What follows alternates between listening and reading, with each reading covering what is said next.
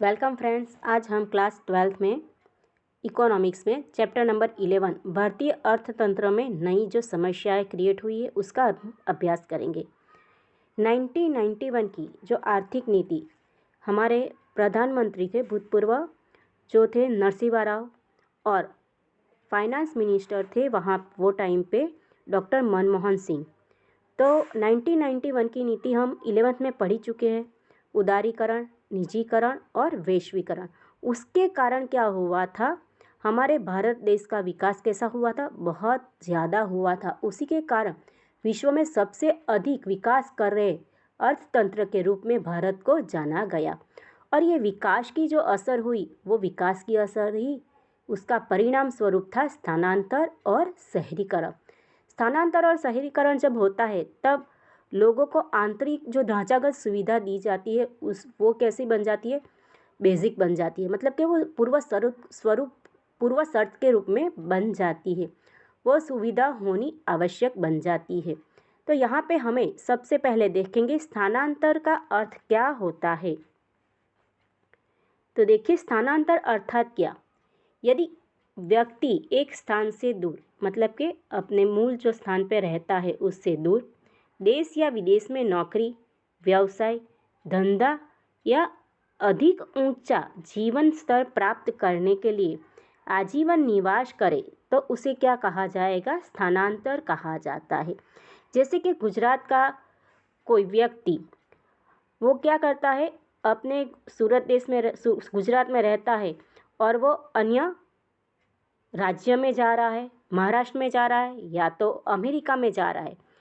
पर क्यों जा रहा है, कोई नौकरी करने के लिए, व्यवसाय करने के लिए या बिजनेस करने के लिए, या तो जीवन स्तर ऊंचा प्राप्त करने के लिए, सुख सुविधा अधिक प्राप्त करने के लिए।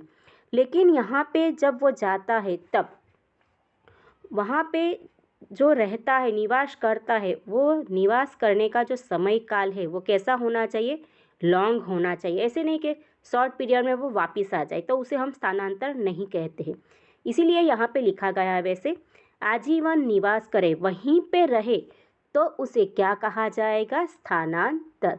तो हमें अभी समझ में आ गया कि स्थानांतर अर्थात क्या, यदि व्यक्ति एक स्थान से दूर, अपने मूल वतन से भी दूर, देश या विदेश में, एक राज्य से दूसरे राज्य या तो एक देश से दूसरे राज्य में, किसके लिए जाए, नौकरी, व्यवसाय, धंधा या तो अधिक ऊंचा जीवन प्राप्त करने के लिए।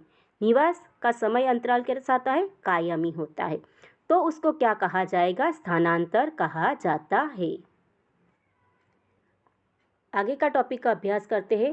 तो आगे का टॉपिक है स्थानांतर के प्रकार। तो स्थानांतर के प्रकार दो है, एक है स्थान आधारित और दूसरा है कारण आधारित। और स्थान आधारित जो स्थानांतर है उसके अंदर भी दो प्रकार है। एक आंतरिक स्थानांतर, अर्थात क्या होता है, देश की भौगोलिक सीमा के अंदर ही एक स्थान से दूसरे स्थान पे होने वाला स्थानांतर, देश की सीमा से बाहर नहीं, ठीक है। मतलब कि देश के अंदर राज्यों के राज्य से दूसरे राज्य में, एक प्रदेश से दूसरे प्रदेश में, इस तरह से क्या होता है, स्थानांतर करते हैं, जाते हैं, तो उसे क्या कहा जाएगा, आंतरिक स्थानांतर। उसी तरह से अंतर्राष्ट्रीय स्थानांतर अर्थात क्या होता है, एक देश से दूसरे देश में होने वाला स्थानांतर। जैसे मैंने जस्ट अभी एग्जाम्पल दिया था, गुजरात का व्यक्ति अमेरिका में जाए तो वो कौन सा होता है, अंतर्राष्ट्रीय स्थानांतर। और गुजरात का व्यक्ति महाराष्ट्र में जाए तो वो कौन सा होता है, आंतरिक स्थानांतर। नेक्स्ट है कारण आधारित स्थानांतर। कारण आधारित स्थानांतर है, उसके भी दो प्रकार है, एक आकर्षक स्थानांतर और दूसरा है अपाकर्षण स्थानांतर, ठीक है। तो पहला हम देखते हैं आकर्षण स्थानांतर अर्थात क्या, व्यक्ति किसी कारणवश शहरी जीवन पद्धति और विविध सुविधा से आकर्षित होकर अपने वतन से दूर स्थायी निवास करे। तो हम जानते हैं कि शहरों में सुख सुविधा का प्रमाण कैसा होता है, अच्छा होता है, मॉल होते हैं, फिर थिएटर होते हैं, अच्छी अस्पताल की सुविधा होती है, उसी तरह से मौज शौक की भी बहुत वस्तु वहाँ पे प्रोवाइड होती है, सारी सुविधा सरलता से मिल जाती है। तो यहाँ पे उससे आकर्षित होने से जो व्यक्ति शहरों में आता है तो उसे क्या कहा जाता है? उसे कहा जाता है आकर्षक स्थानांतर। क्यों? तो वो आकर्षित हुआ किससे? शहरी जीवन से, इसलिए उसे आकर्षक स्थानांतर कहा जाता है। और वो मोस्टली धनिक वर्ग में, उसमें धनिक वर्गों का समावेश होता है। दूसरा है अपाकर्षण स्थानांतर। अपाकर्षण स्थानांतर अर्थात क्या होता है? ग्राम्य विस्तार में लोगों को रोजगारी व्यवसाय का प्रमाण कैसा होता है? कम होता है। तो उनके पास आय का साधन नहीं होता है, अपनी बेसिक नीड्स भी वो पूर्ण नहीं कर पाते हैं। तो देखो, अपाकर्षण अर्थात क्या होता है? ग्रामीण विस्तार के लोग धंधा व्यवसाय या नौकरी के अवसर के लिए शहर की ओर आकर्षित होते हैं।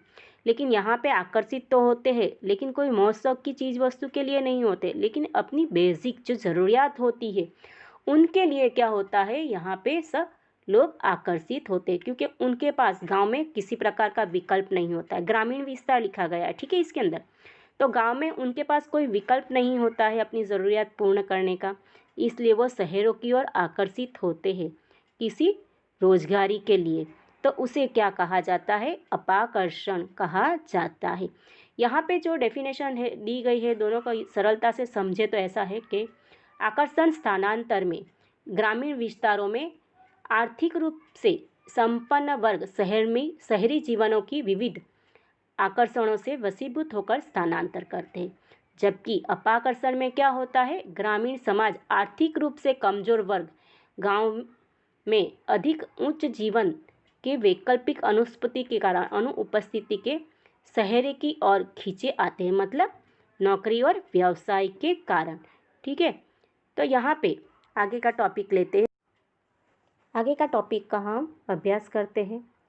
तो आगे का टॉपिक है हमारा स्थानांतर के प्रकार। तो स्थानांतर के प्रकार में दो प्रकार है मुख्य रूप से, एक स्थान आधारित स्थानांतर और दूसरा है कारण आधारित स्थानांतर। और स्थान आधारित स्थानांतर है उसके भी दो प्रकार है, और उसमें सबसे पहला है आंतरिक स्थानांतर। आंतरिक स्थानांतर अर्थात देश की भौगोलिक सीमा के अंदर एक स्थान से दूसरे स्थान पर होने वाला स्थानांतर। तो उसे क्या कहा जाएगा? आंतरिक स्थानांतर। अर्थात क्या होता है? गुजरात के लोग अन्य कोई अपने ही देश के अन्य कोई राज्य, जैसे कि महाराष्ट्र हो, राजस्थान हो, यूपी हो, वहाँ पे क्या करे? वहाँ पे जाकर निवास करे, तो उसे क्या कहा जाएगा? आंतरिक स्थानांतर। और दूसरा है अंतर्राष्ट्रीय स्थानांतर। अंतर्राष्ट्रीय स्थानांतर अर्थात एक देश से दूसरे देश में होने वाला स्थानांतर। ठीक है, जैसे कि गुजरात या भारत का कोई भी राज्य में से कोई भी अन्य देश में, अमेरिका हो, जापान हो, वहाँ पे जाकर क्या करे? व्यवसाय करे, धंधा करे और वहाँ पे आजीवन निवास करे, तो उसे क्या कहा जाएगा? अंतर्राष्ट्रीय स्थानांतर। दूसरा प्रकार है कारण आधारित स्थानांतर। तो कारण आधारित स्थानांतर में भी दो प्रकार हैं, एक है आकर्षक स्थानांतर और दूसरा है अपाकर्षण स्थानांतर। यदि व्यक्ति किसी कारणवश शहरी जीवन की पद्धति और विविध सुविधा से आकर्षित होकर अपने वतन से दूर स्थायी निवास करे, तो उसे क्या कहा जाएगा?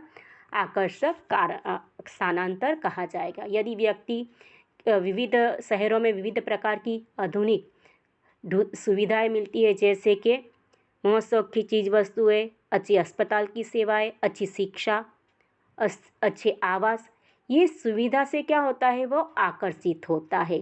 जीवन स्तर अच्छा बनता है, संदेशा व्यवहार की सुविधा कैसी होती है? वहाँ पे अच्छी होती है, उसके कारण वो आकर्षित हो जाता है और वहाँ पे आजीवन निवास करता है, तो उसे क्या कहा जाता है? आकर्षक स्थानांतर। और दूसरा प्रकार है अपाकर्षण स्थानांतर। अपाकर्षण स्थानांतर अर्थात क्या होता है कि ग्रामीण विस्तारों में लोगों को धंधा व्यवसाय और नौकरी के अवसर कैसे होते हैं? बहुत कम होते हैं। वो अपनी जो बेसिक नीड्स होती है, रोटी कपड़ा और मकान की, वो भी पूर्ण नहीं कर पाते, उनको किसी भी प्रकार का रोजगार नहीं मिलता है। तो यहाँ पे वो अपना मुख्य उद्देश्य क्या होता है? उनका रोजगारी प्राप्त करना, आय प्राप्त करना, नहीं कि किसी प्रकार की वो सुविधा प्राप्त करना चाहते हैं। तो इसीलिए उसे क्या कहा जाता है, अपाकर्षण। किसी से आकर्षित होकर नहीं, सुविधा से आकर्षित होकर नहीं, लेकिन रोजगारी प्राप्त करने के लिए वो क्या करते हैं, शहरों में स्थानांतर करते हैं, तो उसे क्या कहा जाता है, अपाकर्षण। ये डेफिनेशन से हम दो बात कर सकते हैं। पहली है, अपाकर्षण स्थानांतर में क्या होता है, ग्रामीण विस्तारों में आर्थिक रूप से संपन्न वर्ग आकर्षित होता है शहर की सुविधा से, और दूसरा बनता है कि ग्रामीण समाज का आर्थिक रूप से कमजोर वर्ग होता है, वो अपनी ज़रूरियात पूर्ण करने के लिए क्या करता है, आकर्षित होता है।